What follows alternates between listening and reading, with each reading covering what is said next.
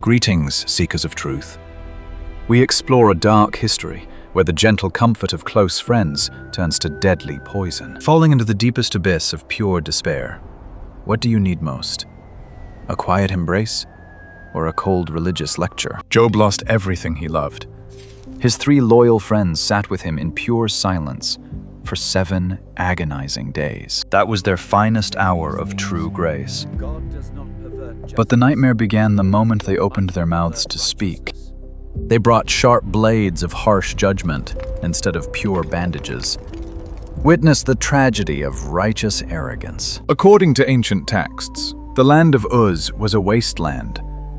Here, the patriarch sat in ruined ashes, stripped of his massive wealth and his beloved children. A brutal storm destroyed his entire legacy. Now, a terrible disease ravaged his powerful body. Painful boils covered him from his head to his toes. Job grabbed a broken piece of pottery from the filthy ground, scraping his bleeding skin in complete isolation. In the hazy distance, 3 familiar figures appeared. His dearest friends traveled far just to see him. Eliphaz the elder, Bildad the scholar, and fierce Zophar. They expected to find a noble, weeping king. Instead, they saw a broken shadow, like a filthy monster. Pure shock paralyzed their hearts as they saw his torn face. Overwhelmed by bitter grief, they tore their thick, woven woolen robes, weeping loudly into the dry desert harsh winds. Grabbing handfuls of dark gray dust, they threw it upon their heads. It was a powerful display of deep mourning. Then, they sat down in the cold, hard ground next to the suffering man.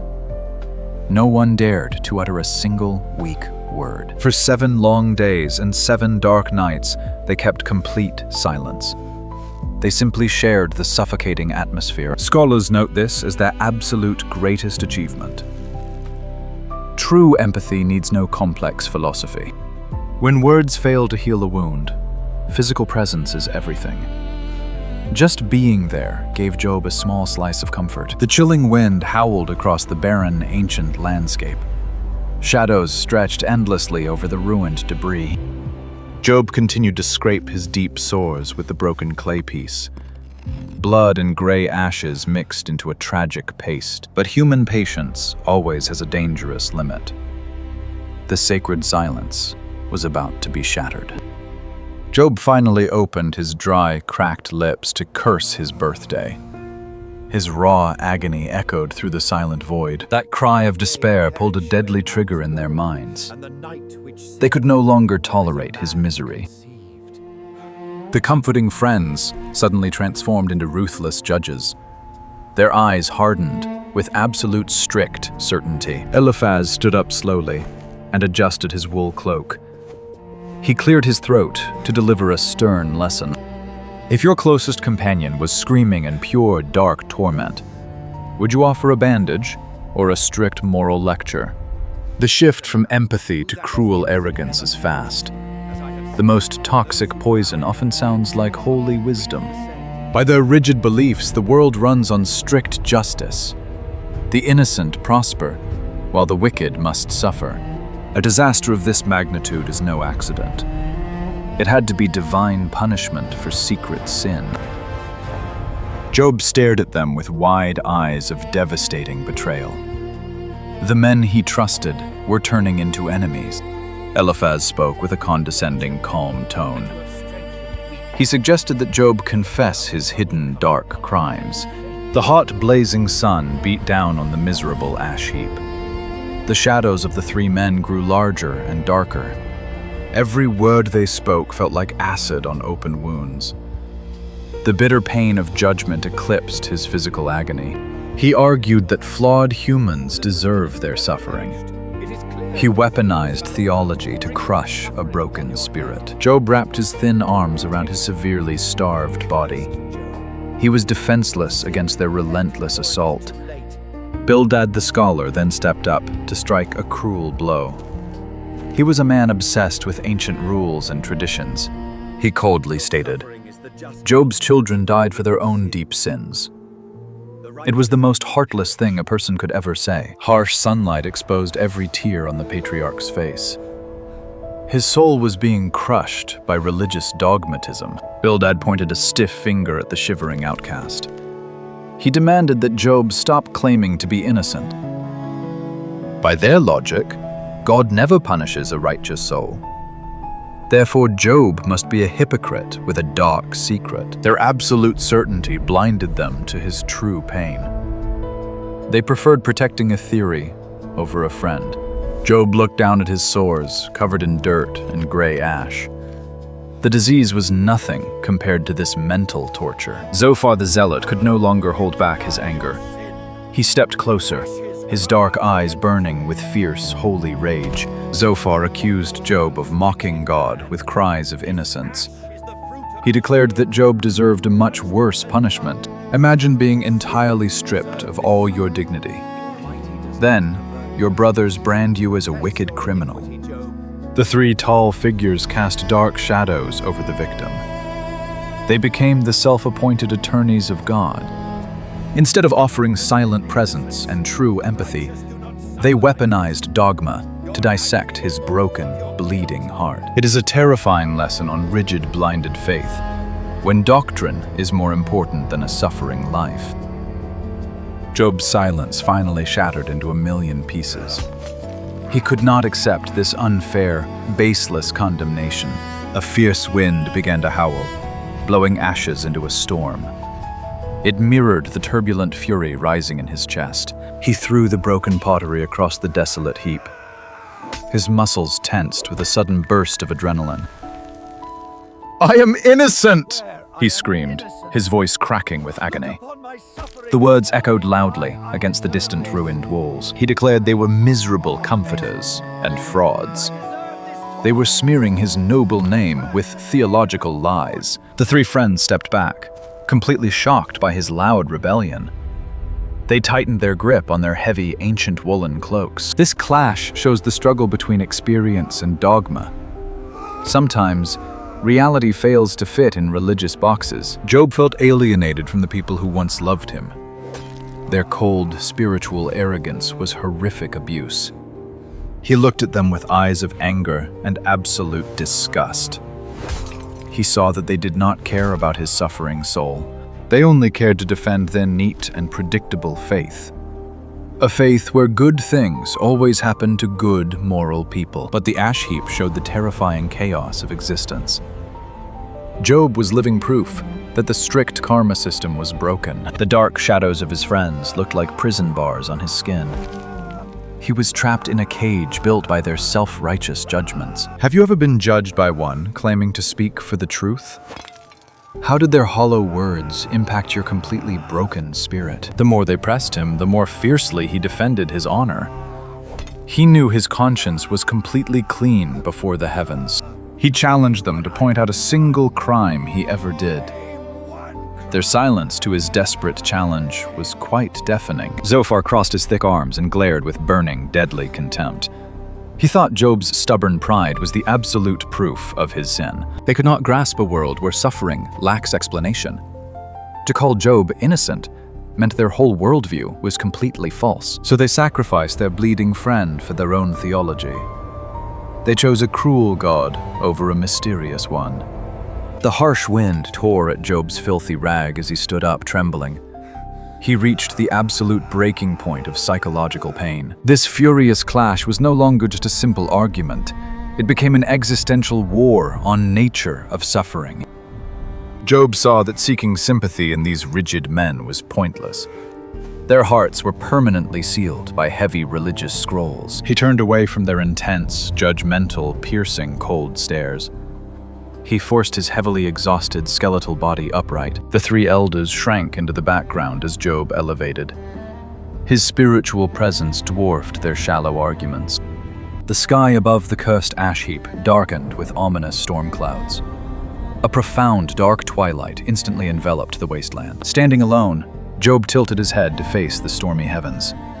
He prepared to bypass Earth and appeal to the high cosmos. He refused to accept the toxic advice of his blind, ruined friends. Their empty words were an insult to his severe agony. The Book of Job serves as a psychological masterpiece. It exposes the failure of conventional human wisdom. True compassion requires the bravery to sit in the darkness. It demands that we abandon our urgent need to explain. When we see immense suffering, offering cheap words is a crime. It minimizes pain and aggressively centers our ego. Job understood his friends were desperately terrified of his fate. By blaming him, they falsely convinced themselves they were safe from harm. This profound psychological defense remains active in our world. We often blame victims to maintain our illusion of control. But Job shattered that illusion with his unyielding honesty.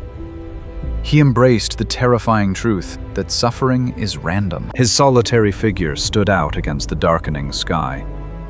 The epic rim lighting highlighted the dignity of a broken man. He looked past the horizon, past the walls of ancient society. He prepared to address the architect of the entire universe. The three friends were now reduced to blurry shapes in the deep background. Their theology was eclipsed by Job's authentic courage. He raised his weak, trembling hands toward the ominous gray storm clouds. He was no longer pleading. He was demanding true justice. Let this ancient, tragic story be a permanent warning to us all. The human soul is fragile, and our words hold the power to kill. When you visit the ash heaps of grieving friends, remember Job's agony. Leave your rigid speeches and complex theories entirely behind. Bring only your quiet presence and willingness to suffer with them.